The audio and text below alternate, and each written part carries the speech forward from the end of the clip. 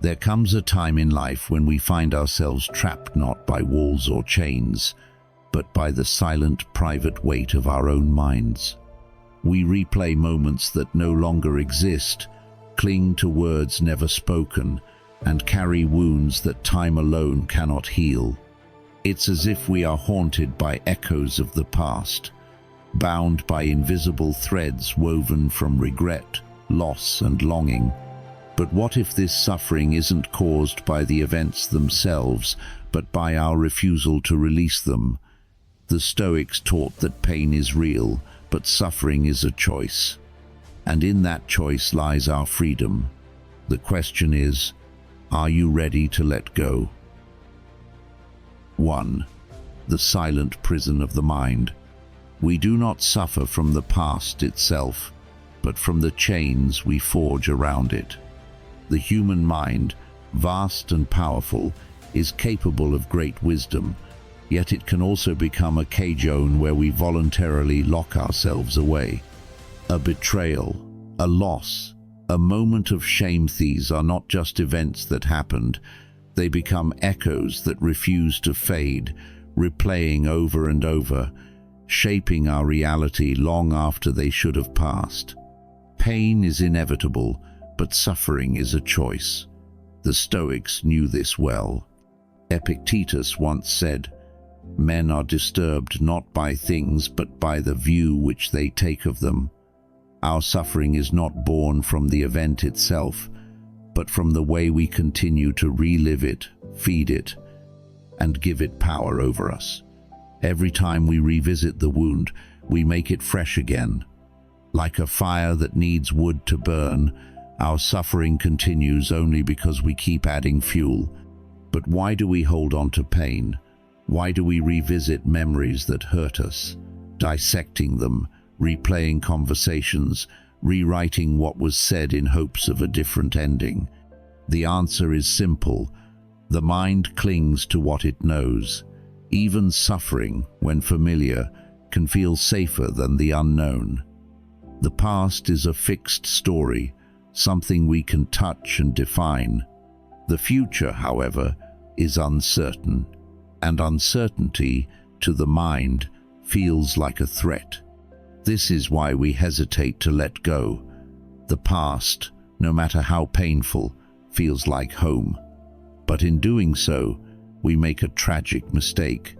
We allow what was to dictate what is. We let ghosts of old wounds shape our present, whispering doubts into our ears, keeping us trapped in a world that no longer exists. So how do we break free? The first step is recognition. We must become aware of our own mental loops, observe the thoughts we gravitate toward, the emotions that keep us stuck. Marcus Aurelius wrote, "You have power over your mind, not outside events." Realize this, and you will find strength. When painful memories surface, we must see them for what they are, echoes, not reality. They hold no power unless we give it to them. The second step is shifting focus. Instead of asking, "Why did this happen to me?" ask, "What can this teach me?" Every hardship carries a lesson. A heartbreak teaches us resilience. A failure sharpens our wisdom. A betrayal reveals who we can truly trust. But to see these lessons, we must stop looking at the past through the lens of loss and start seeing it as a source of growth. Letting go does not mean forgetting. It does not mean pretending the past never happened. It means making peace with it. It means acknowledging that pain was once real, but it does not need to define us. The present moment is the only place where life happens. The past is a memory. The future is a possibility. The only reality we have is now. Imagine standing at the edge of a river, watching leaves float by. Each leaf is a memory, a thought, a moment of pain. You can reach out, grab one, cling to it, analyze its details, and refuse to let it go. Or you can simply observe, acknowledge its presence, but allow it to drift away. This is the practice of letting go, not suppressing, not ignoring, but allowing thoughts to pass without attaching ourselves to them. Freedom begins in the mind. The key is already in your hands. The question is, are you ready to unlock the door? 2. The illusion of control. Letting go of what was never ours. We spend much of our lives grasping at control over people, outcomes, the way others see us.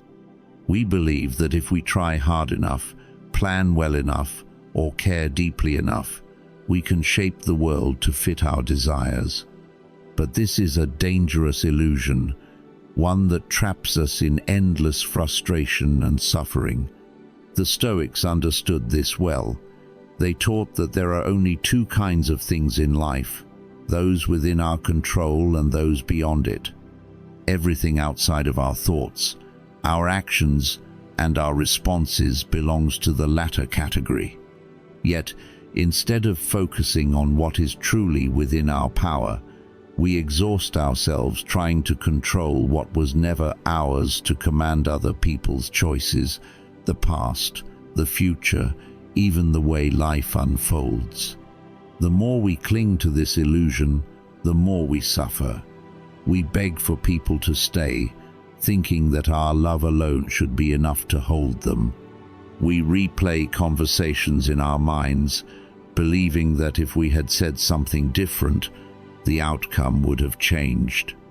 We try to force situations to unfold as we wish, only to be met with resistance, disappointment, and pain. But control is like trying to hold water in our hands. The tighter we grip, the faster it slips through our fingers. What happens when we finally accept this truth? At first, there is fear. To acknowledge our lack of control feels like stepping into the unknown with no safety net. If we are not in control, then who is? If we cannot dictate outcomes, then what can we rely on? These questions stir discomfort because they force us to confront an unsettling reality. Life moves according to its own rhythm, indifferent to our wishes. Yet, within this realization lies our greatest freedom. When we stop trying to control the uncontrollable, we free ourselves from unnecessary suffering. We no longer waste energy on changing people who do not want to change.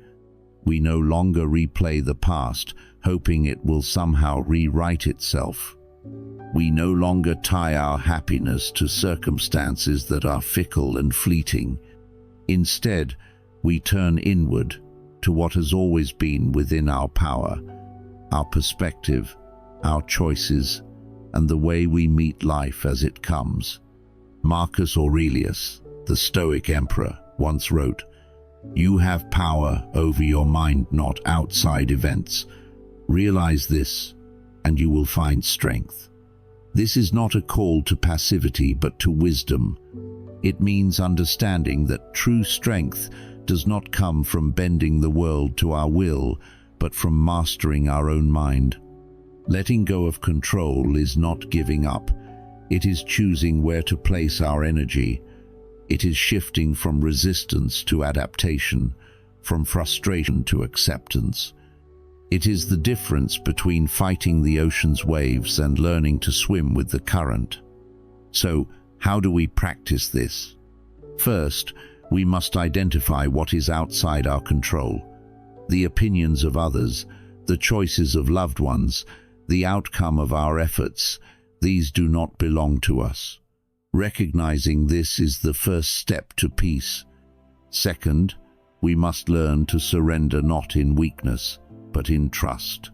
When we release our grip, we make space for life to unfold in ways we never expected. Some doors must close so that others may open. Some people must leave so that we can grow. Some failures must happen so that we may learn. Finally, we must remind ourselves that our peace does not come from controlling life, but from mastering our response to it. A storm may rage outside, but we decide whether to let it shake us. Life will not always go as we wish. People will not always love us as we hope. The future will not always unfold as we plan. But this does not mean we are powerless. It means our power lies elsewhere, in the ability to meet each moment with wisdom, to embrace change rather than resist it, and to find peace in knowing that we were never meant to control everything. When we stop chasing control, we gain something far greater: freedom. 3. Breaking free from the echoes of the mind. The mind is a powerful force capable of brilliance, but also of destruction. Like a river carving deep grooves into the earth, our thoughts, when repeated, become pathways that shape how we experience reality. If we are not careful, these pathways turn into prisons, trapping us in an endless cycle of regret, resentment, and what-ifs. How often do we find ourselves revisiting the same painful memories, reliving the same wounds, and rehearsing conversations that have long since ended? A betrayal from years ago, a mistake we cannot undo, a love lost to time. We carry them as if, by holding on to them, we might somehow change the past. But this is an illusion. What's done is done. What remains is only our mind's refusal to let go. The Stoics understood this well. Epictetus once said, "It is not things that disturb us, but our judgments about them." In other words, suffering does not come from the past itself, but from our insistence on replaying it. The more we dwell on certain thoughts, the stronger they become, like a well-worn path in the forest, trodden so many times that it becomes the only road we know. But here is the truth: we are not our thoughts. We are the ones who observe them. If we wish to be free, we must break the cycle. The first step is awareness. We must learn to recognize when we are lost in the loop of repetitive thinking. Ask yourself, is this thought helping me, or is it harming me? Does dwelling on this change anything? The moment we catch ourselves trapped in these patterns, we create an opening, an opportunity to step out of the cycle rather than be consumed by it. The second step is redirection. The mind cannot be empty, but it can be guided. When a destructive thought arises, we must replace it with something constructive. The Stoics called this voluntary displacement, the act of shifting focus to something meaningful and productive. Instead of replaying the past, immerse yourself in the present.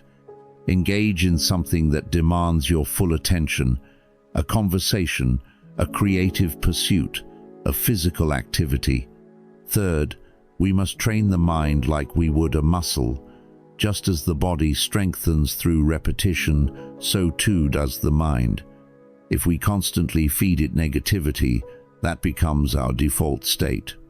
But if we make a habit of redirecting our focus, choosing presence over rumination, action over stagnation, then over time, the grip of our repetitive thoughts weakens. The path in the forest begins to disappear, overgrown with new growth, leading us toward clarity instead of suffering. Finally, we must embrace the power of mindfulness. The past is unchangeable, and the future is uncertain. The only place we can truly live is in the now. When thoughts arise that attempt to drag us backward, bring yourself back to the present. Feel the air on your skin, the weight of the moment beneath your feet. Listen to the world around you. The present is always within reach. We need only return to it. Breaking free from repetitive thoughts is not about suppressing them or forcing them away. It is about recognizing that they are just thoughts, nothing more. They have no power beyond what we give them, and the moment we stop feeding them, they begin to fade. You are not your past. You are not your mistakes. You are not the echoes of old wounds. You are something far greater, the one who chooses where to place your attention, the one who decides what thoughts are worthy of your time. And in that choice, you find your freedom. 4. The art of detachment, releasing what no longer serves you. We suffer not because life is cruel, but because we refuse to let go. We hold on to things long past their time, relationships that have ended, dreams that did not unfold as we hoped, identities that no longer fit who we have become. And yet, we cling. We build monuments in our minds to what was, mistaking nostalgia for truth, regret for responsibility. But the past is not a place we can live in. It is only a shadow, a whisper of something that once was but is no longer here. The Stoics understood that attachment is the root of suffering. Seneca wrote, "He who fears death will never do anything worthy of a living man." Though he spoke of death, his words apply to all things in life. To fear losto, resist the inevitable impermanence of everything, is to live in chains. We cannot move forward while our hands are full of what we refuse to release. But letting go is not forgetting. It is not indifference. It is not an act of coldness or dismissal. It is an act of wisdom. Detachment does not mean we do not love, care, or cherish. It means we do so without possession. We love without clinging. We experience without expecting permanence. We embrace what comes, knowing it may leave, and we release what leaves, knowing something new will come. This is the nature of life. This is the rhythm of existence. Yet, we resist. We resist because attachment feels safe. We tell ourselves that if we hold on tightly enough, we can keep things as they are. But this is an illusion. The tighter we grip, the more life slips through our fingers. The river flows whether we fight it or not. The only choice we have is whether to exhaust ourselves swimming against the current or to let go and move with the flow. So how do we practice detachment? First, we must recognize what we are holding on to. Ask yourself, what am I unwilling to release? What past hurt, what old identity, what fading connection am I still gripping as if it defines me? Awareness is the first step. You cannot release what you do not acknowledge. Second, we must reframe our thinking. Instead of seeing detachment as loss, see it as freedom. You are not losing something, you are making space. Space for peace, space for new experiences, space for a lighter heart. Imagine carrying a heavy bag for years, believing it is part of you. Then, one day, you set it down. The relief is overwhelming. The weight was never part of you, was only something you carried. Third, we must learn to trust life. Detachment requires faith not in some mystical force, but in the simple truth that life continues, that joy follows sorrow, that endings make way for beginnings, that we do not need to force or hold or chastenly to meet each moment as it comes and let it pass when it is time. Finally, we must return to the present. Much of our suffering comes from attachment to what was. But the past is gone. The future is uncertain. The only reality is now. Be here. Feel the breath in your lungs, the weight of your body in this moment, the sound of life happening around you. Let that be enough. Let that be where you place your heart, your focus, your presence. When we master the art of detachment, we do not lose, we gain. We gain clarity, peace, resilience. We gain the ability to love fully without fear, to experience deeply without possession, to walk through life unburdened by what we cannot change. And in that freedom, we finally find ourselves 5. Forgiveness, the ultimate freedom. There is a weight we carry that no one else can see. It is not made of stone or metal, yet it burdens us all the same. It is resentment, anger, and the silent desire for justice against those who have wronged us. We hold on to it tightly, believing that if we let go, we are letting them win. But the truth is, we are the only ones suffering. The one who harmed us moves on, while we remain shackled to a past that still burns. The Stoics understood this deeply. Seneca once said, "To forgive is to set a prisoner free and discover that the prisoner was you." We believe that holding on to pain protects us, that by keeping the memory of betrayal alive, we guard ourselves from future harm. But in reality, resentment is a poison we drink, expecting the other person to suffer. The only thing it destroys is our own peace. Forgiveness is not about forgetting. It is not about excusing harm or pretending that pain never existed. It is about refusing to let that pain control us any longer. It is about choosing freedom over bitterness, clarity over resentment, and peace over the endless replaying of past wounds. But how do we forgive? First, we must recognize that forgiveness is not for them, it is for us. It is not about whether they deserve it. It is about whether we deserve peace. When we forgive, we take back control of our own minds. We stop letting someone else's actions define our emotions, dictate our thoughts, and drain our energy. Second, we must separate the event from the story we tell ourselves about it. The past cannot be undone, but how we interpret it is within our power. Ask yourself, am I replaying this pain because I believe it still has power over me? If so, recognize that the only place the past exists now is in your mind. The moment you decide to change the way you see it, its hold on you begins to weaken. Third, we must release the need for revenge. The desire for justice is natural, but it is often an illusion. We think that if we make the other person suffer, we will finally feel relief. But more often than not, vengeance leaves us empty. True power is found not in punishing another, but in proving that they no longer have control over us. Marcus Aurelius wrote, "The best revenge is to be unlike him who performed the injury. To heal is the greatest victory." Finally, we must accept that people act according to their nature, their pain, and their limitations. This does not mean excusing their actions, but understanding that human beings are flawed.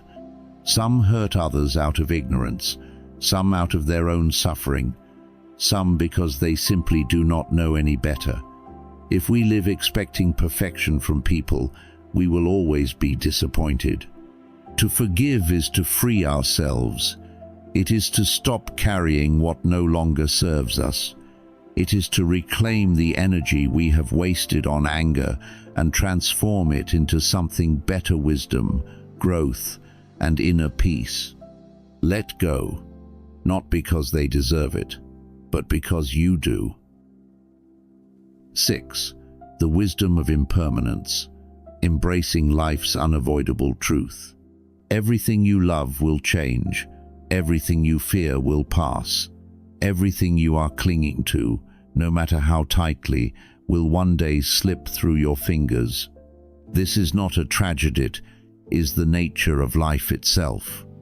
We suffer not because things change, but because we expect them to stay the same. We believe that love will last forever, that success will always remain, that the people in our lives will never leave. And yet, nothing in this world is permanent. The seasons shift, the tides rise and fall, and we too are constantly evolving. The Stoics understood this deeply. They practiced memento mori, the reminder that everything, including life itself, is temporary. This was not meant to inspire fear but clarity. When we accept impermanence, We begin to cherish the present moment instead of clinging to the past or fearing the future. Seneca wrote, "What need is there to weep over parts of life? The whole of it calls for tears." He did not mean that life is sorrowful, but rather that resisting its nature only leads to suffering. The more we fight change, the more we suffer when it inevitably comes. But if we embrace it, we find freedom. So how do we learn to accept impermanence? First, we must stop taking things for granted. Look around you. The people you love, the experiences you enjoy, even the struggles you face, and none of them will last forever. This is not a reason to despair, but a reason to be present. Instead of assuming we have unlimited time, we must appreciate what we have while it is here. Every sunrise, every conversation, every fleeting moment is a gift. Treat it as such. Second, we must release our grip on what was. So much of our suffering comes from clinging to things that have already passed. We mourn old versions of ourselves, past relationships, opportunities that are no longer available. But just as the leaves must fall for new growth to emerge, we too must allow the past to make way for what comes next. Holding on to what is gone does not bring it back, it only keeps us from living fully in the present. Third, we must make peace with uncertainty. The future is unknown, and no amount of planning or control can guarantee outcomes. But this is not something to fear. It is an invitation to trust in life's unfolding. The unknown holds not just loss, but possibility. The doors that close make way for ones we cannot yet see. The endings we grieve often lead to beginnings we never expected. Finally, we must remind ourselves that impermanence does not mean meaninglessness. Just because something does not last forever does not mean it was not valuable. A flower that blooms for a single day is no less beautiful than a mountain that has stood for centuries. Life is precious because it is fleeting. To accept impermanence is to live without fear. It is to love without attachment, to experience fully without grasping, and to trust that whatever comes, we have the strength to meet it. Do not mourn the passing of time. Instead, honor it by living deeply, loving fully, and embracing each moment as it comes. For nothing lasts, and that is what makes everything so incredibly valuable. 7. Finding purpose beyond suffering, transforming pain into strength. Pain is an unavoidable part of life. Loss, failure, betrayal, these experiences shape us, leaving scars that may never fully fade. But suffering is a choice. It is what happens when we allow pain to define us, when we let it settle into our bones and dictate the story we tell about ourselves. The Stoics understood this well. They did not seek to escape hardship, but to use it as a tool for growth. Marcus Aurelius wrote, "The impediment to action advances action. What stands in the way becomes the way." In other words, pain is not merely something to endure, it is something to be transformed. It is raw material, waiting to be shaped into wisdom, resilience, and purpose. Yet most of us resist this truth. When faced with suffering, we ask, "Why me?" We replay the past, searching for ways it could have been different. But this only deepens our wounds. The real question is not, "Why did this happen?" but "What can I do with it?" Because pain, when used correctly, has power. Think of the strongest people you know, the ones who radiate wisdom, who carry themselves with quiet confidence, who seem unshaken by life's storms. Do you think they were born that way? Number. They became that way because they endured, because they faced suffering and refused to let it break them. So how do we find purpose beyond suffering? First, we must shift our perspective. Pain is not a punishment. It is a lesson, an invitation to grow. Instead of seeing hardship as something unfair, see it as something necessary, an opportunity to become stronger, wiser, more resilient. Every difficulty carries within it the seed of transformation, but only if we choose to nurture it. Second, we must take action. Suffering thrives in stagnation. The longer we sit with our pain, doing nothing, the heavier it becomes. But when we channel it into something meaningful, into learning, creating, helping others, we reclaim our power. We turn wounds into wisdom, grief into gratitude, loss into legacy. Third, we must detach from the identity of the victim. It is easy to let pain define us, to believe that because we have suffered, we are somehow broken. But we are not what has happened to us. We are what we choose to become despite it. Strength is not the absence of struggle. It is forged in the fire of adversity. Finally, we must embrace the unknown. The past is gone, and the future is unwritten. What lies ahead is not just more pain, but possibility. What if your suffering is the thing that leads you to your greatest purpose?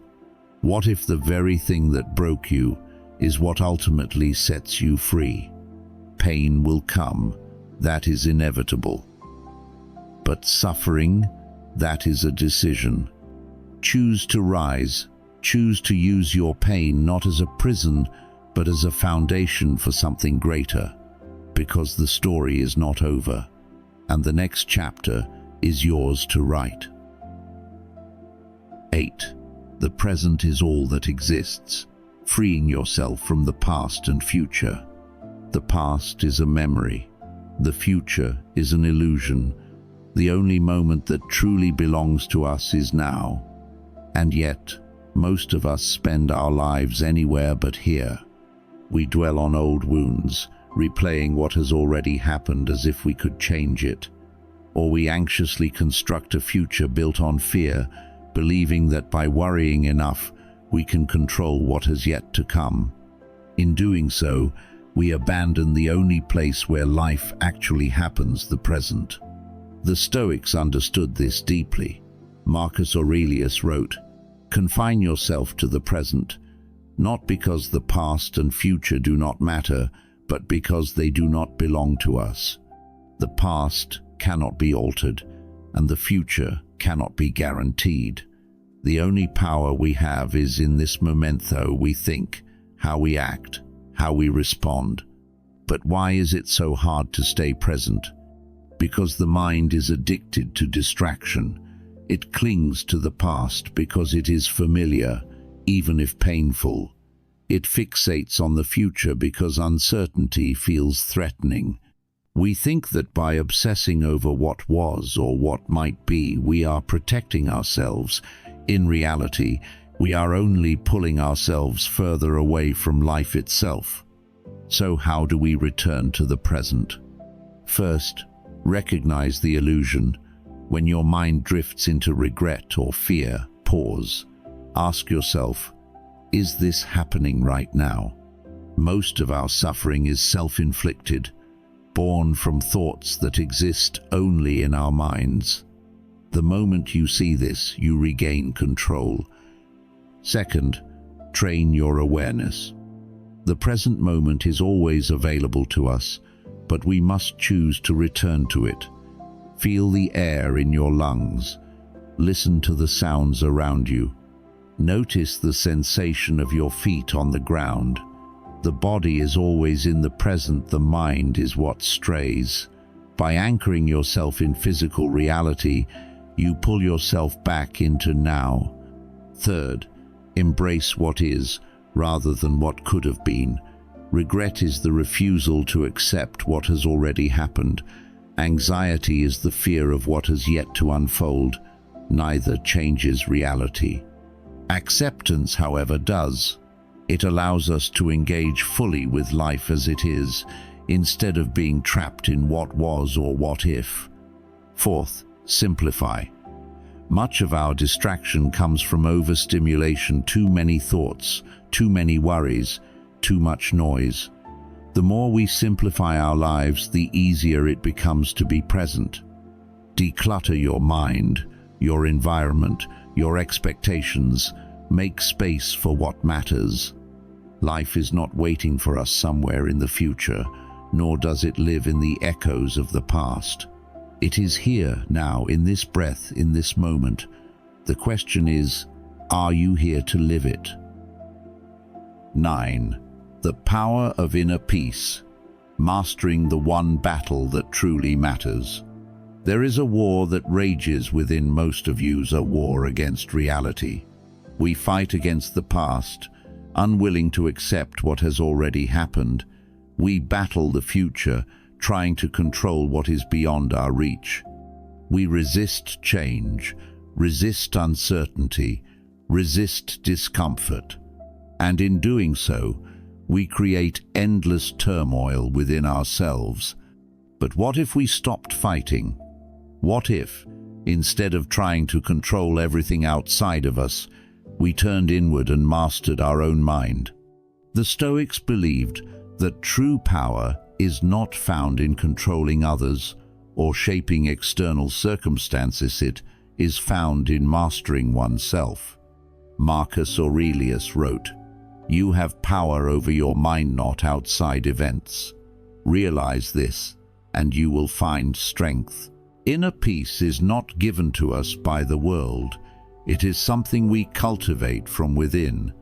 It is not found in wealth, status, or validation, but in our ability to remain calm and steady, no matter what life throws at us. Yet most of us seek peace in the wrong places. We tell ourselves, "I will be at peace when I achieve success, when I find love, when my problems disappear." But peace does not come from perfect circumstances. It comes from learning to be unshaken despite them. So how do we cultivate inner peace? First, we must stop resisting life. Much of our suffering comes not from events themselves, but from our refusal to accept them. We wish things had happened differently. We wish people were different. We wish life would go the way we imagined. But reality does not bend to our wishes. The more we resist, the more we suffer. The moment we accept life as it is, not as we want it to be, we free ourselves. Second, we must detach from external validation. If our peace depends on the opinions of others, we will always be at their mercy. If it depends on success, we will always be chasing. True peace comes when we no longer need approval, when we no longer measure our worth by achievements, but by the steadiness of our own mind. Third, we must master our thoughts. The mind, if left unchecked, will run wild, replaying past mistakes, creating imaginary fears, clinging to what no longer serves us. But we are not our thoughts. We are the ones who observe them. The moment we learn to step back and not be controlled by every passing emotion, we reclaim our inner world. Fourth, we must simplify. Chaos is not just external, it is internal. Too many distractions, too many desires, too many unnecessary worries. The more we declutter our minds, our schedules, our attachments, the more space we create for peace. The fewer things we depend on, the freer we become. Finally, we must trust in the unfolding of life. The future is uncertain. We do not know what will happen, nor can we control it. But we can choose how we meet each moment. We can either greet life with fear or with faith, with resistance or with flow. Peace is not the absence of difficulty, it is the ability to remain steady despite it. There will always be storms, there will always be chaos outside of us. But the real question is, will there be chaos within us? Because the world will not always be calm, but we can be. And in that calm, we find the greatest power of all, the power of inner peace. Conclusion: the freedom of letting go. Suffering is not found in the events of our lives, but in our refusal to release them. We cling to the past, try to control the uncontrollable, and allow repetitive thoughts to imprison us. But the truth is, freedom has always been within our reach. It begins the moment we choose to let go. Let go of what you cannot change. Let go of the illusion of control. Let go of the need for approval, the weight of resentment, and the fear of uncertainty. True peace is not found in fixing the world around us, but in mastering the world within us. This is not an easy path. It requires awareness, discipline, and courage. But those who choose it will find something far greater than temporary happiness. They will find resilience, clarity, and an unshakable sense of inner strength. Now, I want to hear from you. What is one thing you are working on letting go of? Share your thoughts in the comments, and let's continue this journey together. If you found value in this, don't forget to like, subscribe, and turn on notifications for more insights on Stoicism and the art of living with wisdom. See you in the next video.